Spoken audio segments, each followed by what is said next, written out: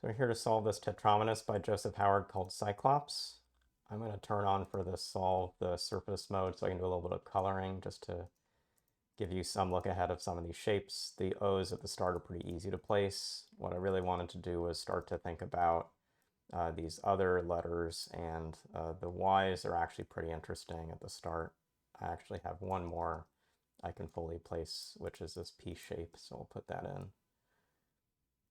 With a Y, a thing to recognize is that one of the cells will be a center cell, but this cell here that's marked in blue can't be a center because it can't take either of the cells left or below it. You always have to take sort of 3 cells out in a shape like this.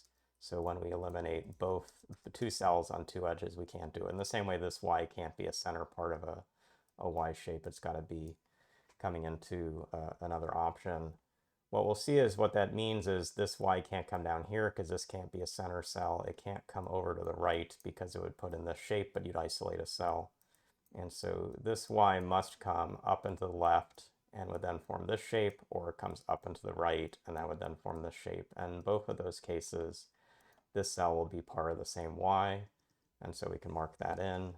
And the similar kind of logic works in the upper right corner, where this is one possible Y shape, this is the other possible Y shape. And they work together so that we form, again, one more Y cell here. These are part of the same shape, and then we have an either or option. One more, let's look at some of the other clues. The L has 2 options for it. It can come left and close down here.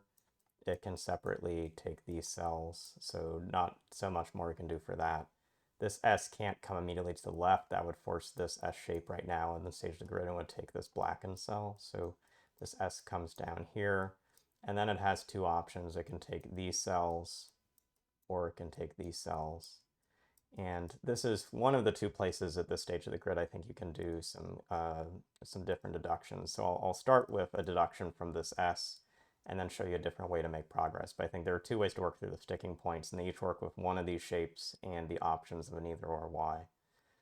With this S, notice that this option to the left will close off the grid, and so we need to now have a valid count of tetrahexes that we can place into the remaining cells. In one scenario where the Y comes to the left, I have 13 cells down here. That does not divide by 4. And when the Y comes to the right, I'm taking 2 more cells in. So 13 was a problem because it was odd. I now have 11 if I took these 2 cells, and that's also a problem. So based on the count of the grid when we divide it, this option for the S that takes these cells is not possible, and you can place this shape in the grid for sure. That's one route to make headway. The other is to come up here and to visualize. I think let's do it this way. Visualize that if we force in this C in orange by making the Y come to the top, this L shape now can't be placed. There's an option where it will come over here and intersect this orange cell, and there's a separate option where it does this, but it isolates this one cell in white.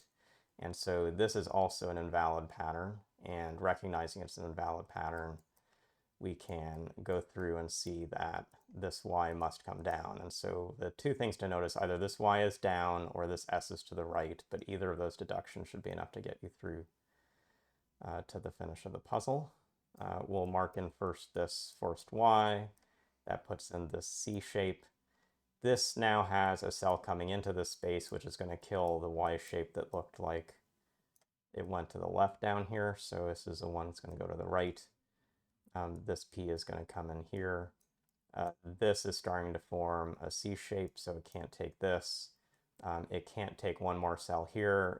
Again, let's just do a count of cells. We've got 5, 9, 12, so this is a perfect count, and so we want to dodge over to keep the perfect count. To finish out the top, we can see that if we take this L, we're going to always form a tetrahex. It needs to be an L or a C, and that would cause issues. So this L has to be coming through like this. A C can't take this cell, so we're going to start to form a shape coming out, and we'll see it's a C near a P. We've got a tetrahex growing out from here then, which is going to lead to a P shape. The S is going to force to continue to be a valid shape. And now we have one more division to make. We could put an I next to another O, but the O's would touch, or we could make this an L with a P. And so we finished this puzzle. It really took some advantage of just recognizing the different tetrahex shapes and how they're going to work in different ways through the grid. In particular, things like seeing that the y's have two options, both on the upper left side and on the bottom side, were critical. And even seeing how you can divide the grid, like one of the orientations of this S tetrahex would leave an odd division of the grid, and you need to have multiples of 4 every time you split up a tetrahex grid. That's the way through this puzzle. Hope you got some sense of how to play with these tetrahex shapes, and we'll see you again soon.